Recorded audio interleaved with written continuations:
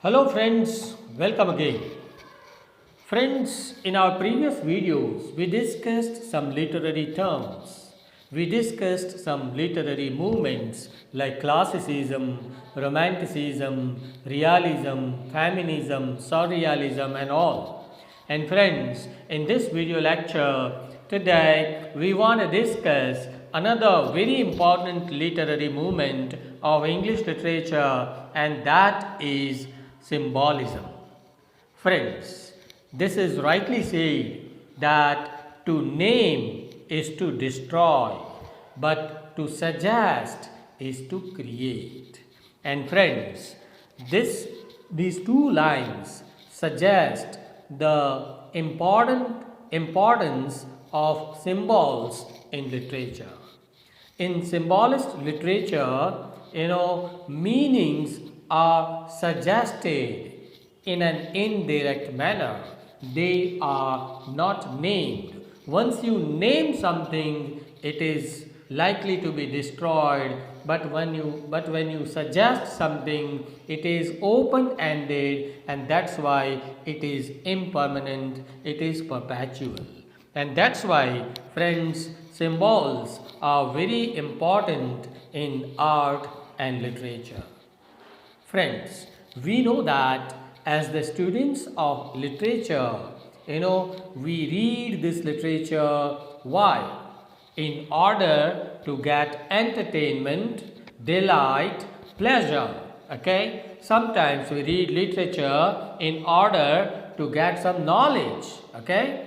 Because literature delights us and literature enriches our knowledge. At the same time, true literature, it is said, teaches some moral lessons to the society. So these are the functions of true literature. And a good work of art, a good piece of literature is one in which the artist delights and conveys some moral messages in an indirect manner, because literature does not teach you directly, it teaches you indirectly, because direct teaching is the job of a philosopher, not an artist. Okay. To convey his vision of life, his understanding of life, to convey his philosophy of life, the writers, they try to express their thoughts, their ideas about life, through the use of different mediums, right? What mediums are they adopting, the authors or the artists? The artists, the poets, the novelists, they use verbal language, that is speech, sometimes structural language, okay, that is written language, sometimes gestures. Through gestures also we may express our thoughts and ideas. And number 4, which is more important, it is through symbols. Okay, sometimes through symbols we can express our ideas, our thoughts in literature. Simple thoughts and ideas are expressed directly by using spoken or written language, right? But when the ideas are complex, when the ideas are philosophical, in those cases, it is very important that the writer, the author, the artist uses symbols. So symbols are important in literature, particularly to express some complex thoughts, some philosophical ideas in literature. Okay, so these, friends, as you can see here on the screen, these are the 3 major functions of symbols in literature. Okay, number 1, symbols have the power to express the most complex thoughts, the most complex ideas. Okay. Number 2, the symbols can express the things in less number of words and images. There are two ways. Either you describe the things, you express your ideas in a descriptive manner, but then it takes too much time. It takes too many sentences. Instead of that, when you use the symbols in very short words, short sentences, less number of words, you can express the same idea. Okay, and function number three is that the symbols convey sometimes hidden meanings which are more serious and more appealing than the surface meaning. Okay, so in symbols you have two layers of meaning. One is the superficial meaning on the surface, and another is the hidden meaning which is more important and serious. Okay, now let's first of all begin with the etymology of this term symbolism.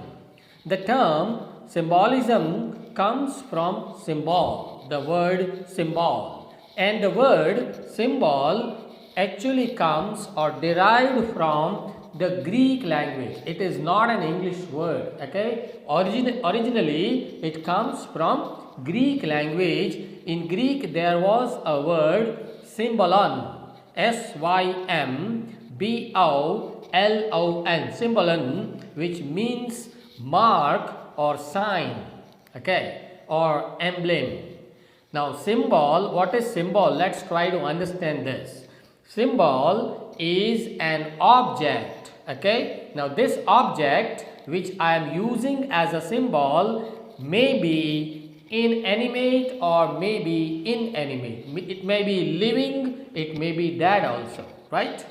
So symbols are the use of some objects, may be animate, living, or inanimate, non-living, which represent or they stand for something. Say for example, when you are driving your car, okay, you stop when you see the red light. So red light is the symbol which tells you to stop. Okay, and when you see a green light, you move. That means the color green, it symbolizes, it stands for open, the open ways, right?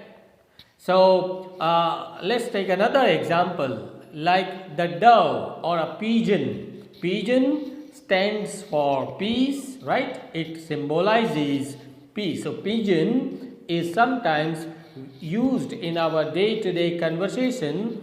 Pigeon is used as a symbol of peace. In the same manner, the lion stands for strength. Lion is the symbol of strength. In the same manner, the rose, the beautiful rose, stands for beauty. Okay. Now, so dove, lion, rose, red light, green light, these are the symbols which represent some thoughts, some ideas. Okay, they stand for something, right?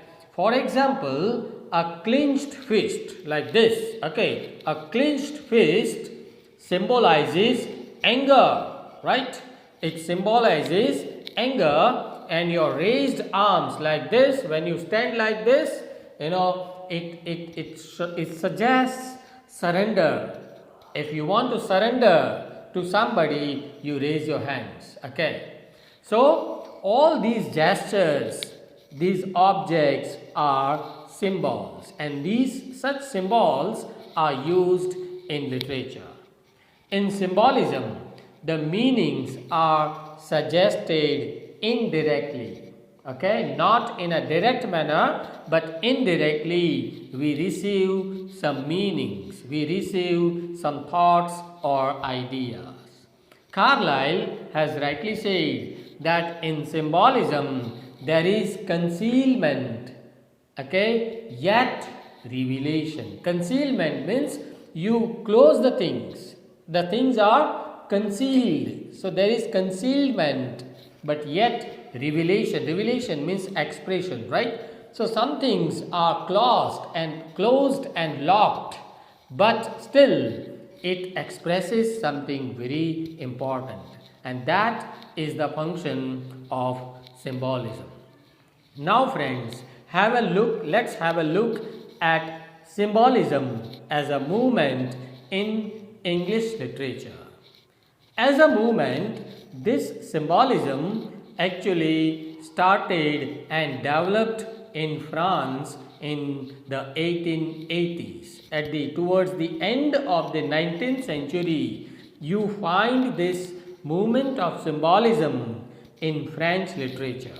Okay, it gained its popularity when Jean Marius published his manifesto of Le Figaro in 1886. So this year is very important. Please try to remember this date. 1886 is considered as the beginning of this symbolist movement in French literature towards the end of the 19th century.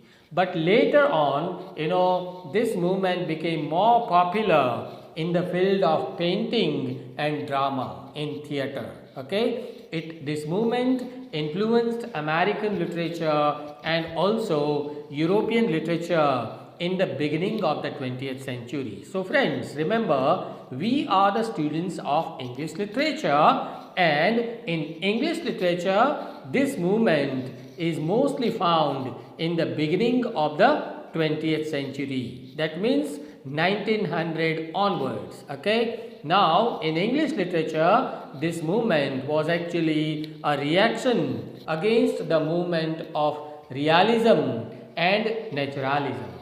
In realism, the writers gave a kind of photographic presentation of reality. They tried to draw the exact picture as they observed in the society, right? But in symbolism, it is a reaction against this realism and also another movement called naturalism.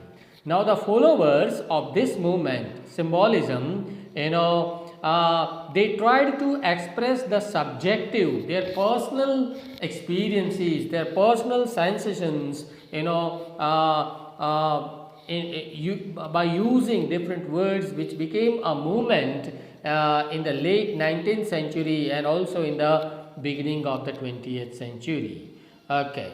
These poets of the 20th century, early 20th century poets, they tried to express their own individual, personal, subjective experiences through subtle and very suggestive use of symbolized language. They used the words in a symbolic manner, okay, and through the use of these words, they tried to express their personal emotions, their personal experiences in literature through their condensed, because when you are using symbolic language, your language is having the quality of brevity. It is very short. So symbolic language is considered as condensed language, very short.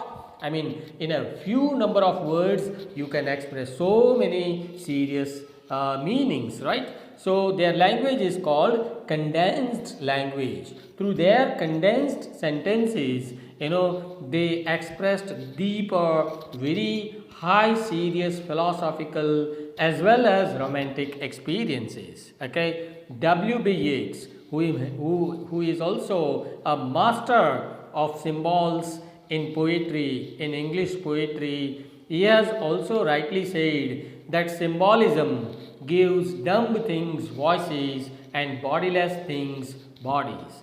So this is the function, the importance of symbolism in art and literature according to W.B. Yeats, William Butler Yeats, 20th century new poet of new literature.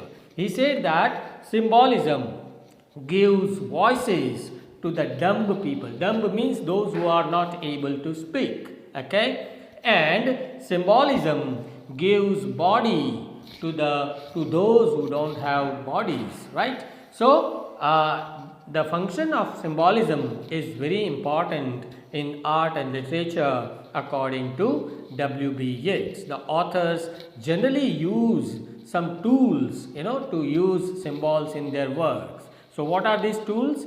They use simile, they use metaphor, allegory and all, because allegory also has two meanings, one superficial and the other one is the hidden meaning. In the same manner, simile and metaphor. So these are the three important tools of all poets who are using symbols in their poetry. Okay, now the question is, who are the most important symbolists in English literature? Okay, as I told you, this movement became very popular in English literature during the first half of the 20th century, in the beginning of the 20th century. So we have many modern writers, 20th century writers who have used any number of symbols in their literature, and they are Franz Kafka. Say for example, Franz Kafka, he wrote Metamorphosis. Metamorphosis is full of symbols. Okay, in the same manner, W.B. Yeats, he wrote the poetry Byzantium. In Byzantium also you find so many different symbols used by the poet. In the same manner, Ernest Hemingway, an American novelist, he wrote the novel Old Man and the Sea. Here also you find so many symbols, the symbol of a Christ, the symbol of the bird, the symbols of lions are found in the Old Man and the Sea. T.S. Eliot, Thomas Stearns Eliot, has wrought this very popular poetry, The Wasteland. This is also full of symbols. In Emily Bronte's work, The Wuthering Heights, also Virginia Woolf's novel To the Lighthouse, all these are replete with so many hundreds of symbols, and that's why their works are very condensed works, short works, but full of philosophical meanings. Okay, now let's take some examples to understand what these symbols are. I have taken some examples from English literature. Say for example, now it is not necessary that symbolism began in the 20th century in English literature. Actually, symbols were used in past also, during the 16th, 17th and 18th century also, but symbolism as a movement began in the first half of the 20th century. So I have taken this example from William Shakespeare, a 16th century Elizabethan dramatist and a poet. I have taken these two lines. You read these lines from his poem, from his comedy As You Like It. He says, all the world is a stage and all the men and women merely players. So here the world symbolizes a stage, and men and women are represented as actors performing their respective roles. So the poet or the dramatist William Shakespeare has compared the world with a stage. Okay, God is the director of this drama, and we are, the men and women are the actors who are performing our roles in this world, on this stage. Okay, so this is a symbol. This world is a symbol of stage, or a stage is a symbol which means the world. Let's take another example from William Wordsworth's poem A Rainbow. Okay, he writes, my heart leaps up. When leaps up means jumps up. Okay, my heart leaps up when I behold. Behold means to see. When I see a beautiful rainbow in the sky. In these lines, the poet uses rainbow as a symbol of hope. Okay, rainbow as a symbol of positivism in our life. So symbols are everywhere found in English literature, but as I told you, symbolism as a movement actually began in the beginning of the 20th century. So friends, let's conclude this discussion by saying that symbols have been used in literature since time immemorial, right? We don't remember when actually it started in literature. It has been used since time immemorial. They existed even in the ancient Greek literature. Symbols were used even by Homer, Virgil, and all such ancient poets. Okay, in both in Greek and Roman poetry. They were used in English literature by Edmund Spenser, by William Shakespeare, by Sir Philip Sidney, John Milton, John Donne during the 16th and 17th century. Okay, but symbolism as a movement actually started in the 1890s, towards the end of the 19th century, in the field of painting and theatre, and in English literature it began in the beginning of the 20th century. Right? Now symbolism gives the writer a freedom, some freedom to add double levels of meanings in his work. As I told you earlier, when the writer uses symbols in literature, it has two meanings. One is the superficial literal meaning, the meaning that we receive from the words, and the another meaning is the hidden meaning, which is symbolic meaning, which is more profound and more serious than the literal meaning. Symbolism is important in literature. Why? Because it gives the reader, it gives us an opportunity to brood over and to fetch some deeper meanings on our own. Okay, so the writer uses symbols and it is up to the reader how to interpret these symbols. So the readers also become active when we read symbolic literature. Why? Because our job is to find out and to fetch out the hidden meanings from that work of art.